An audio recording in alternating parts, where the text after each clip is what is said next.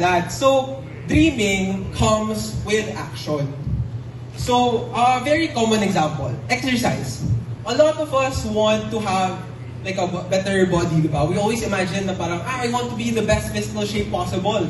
So, I'm gonna exercise. Pero, lagi drawing, hindi na actionan, always dreaming, never taking action. So, next slide please. A vision without an action is a daydream. This is what I want you guys to remember.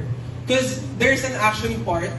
You always have to make a plan and a roadmap whenever you have a dream to execute it properly.